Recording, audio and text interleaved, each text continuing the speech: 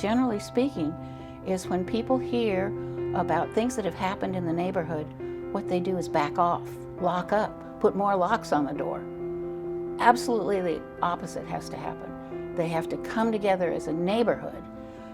How do you go about engaging your community? As a parent, if I really want to create the environment to protect my child, it's not just going to happen in my home, but it also has to happen outside of the home. So what do you recommend as far as engaging my neighbors or, even the community as a whole, even broader than just my neighborhood, into protecting our children? And my mom and dad taught me to be a blessing in other people's lives. And I went, whoa, no wonder you're so happy. You've got wonderful parents.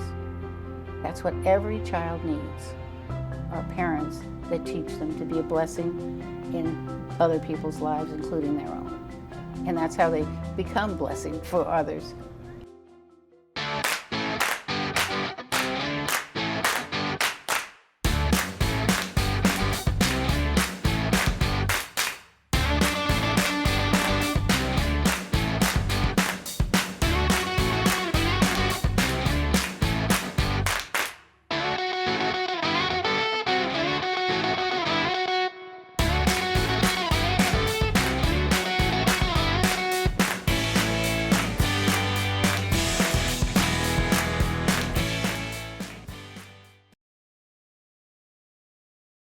Barbara came into our office and she was very upset. And she said, you got to do something. Because we were a citizens crime prevention committee that we had organized and gotten a grant for. And we had, these were citizens that just took it upon themselves. So did you guys work directly with law enforcement? Were you backed up by anybody in the city or the community? Yes, oh. We were. We had assistance from the Office of Criminal Justice Planning.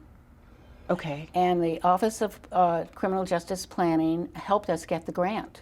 Wow. As citizens, we put together a crime and violence prevention committee to go out and organize volunteer organizations within each city in our county. And within 6 years, we had 27 cities with crime prevention committees that were working to empower people in the neighborhoods. That's awesome. So it was kind of like a little octopus that put out little tentacles, and got these people going in these different cities. It can be done. We did it. The only opposition we had at that time, which was 35 years ago, was the police departments. They told us that if we empowered citizens, they would become vigilantes. We said, really? I'm sorry, but they won't become vigilantes. They want safe neighborhoods for their children. And we worked in high crime neighborhoods. We worked in all kinds of neighborhoods. Never once did we have any problem with vigilantes. So it was kind of a nothing burger here. So then when we started having a lot of successes, then they jumped on our bandwagon real quick. But that took a couple of years because we had to prove ourselves. But one day Barbara comes in and she's irate, and what she's angry about, the city that she lived in wanted to put a fence all the way around Davis Park because it was overrun with drug dealers, and they didn't have the manpower to stop them. And the whole park was a mess with drug dealers. And she said, why can't they get the police out there? And she went on and on and on. And we said, whoa, wait. Let's get the neighbors that live around the park together. You guys go sit in the park, take down driver's license numbers, take down descriptions, because the police need information. Well, to make a long story short, because this wasn't easy, they would walk the dog, and they took even night, time to go out sometimes and walk a dog and take down descriptions and license numbers and whatever, and dates. So anyway, it took about 3 months, 4 months maybe, and they cleaned up the neighborhood because the police had information, and they started arresting people. Okay, well, Barbara was so happy, and the neighbors were ecstatic. So they decided to go back to City Council, and they said, City Council, you were going to spend money to put up a fence around our park, and we cleaned it up. We want the money that you were going to use for the fence. We want new swing sets and tables for the park. Their request was granted. Wow. Well, her name was Barbara Vigil that led this. I mean, you find a gem like Barbara Vigil, there's no stopping her. She became mayor of the city about 8 years later. Wow. That's how people used to evolve from the neighborhood up to become mayors, council people, and they still do for the most part, because they learn how to negotiate with each other. They learn how to communicate. Somehow we haven't got that today in Washington. We have a lot of headbutting. People can't even listen to each other. That's got to change. And it's going to be we the people that change it. It certainly isn't going to be the government. The government cannot fix us. We the people are the power, not our elected officials.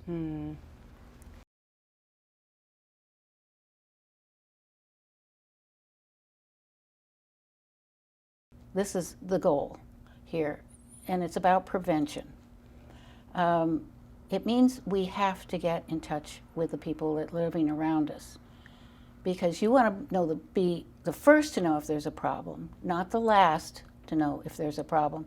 If there's a burglary down the street or in the apartment, you want to know about it. So you need to know your neighbors. And most of us don't want to do it alone, and I advise you not to do it alone, because you make yourself more vulnerable if you are by yourself and you are trying to stir the pot. But you just be subtle, meet a few neighbors. Women are incredible organizers because they're concerned about their children. So I wrote this little booklet. It's called My First Steps to a Safe Neighborhood, and I'll tell you exactly how to do it. It's in this book, and you can get them on our website, safekidsnow.com.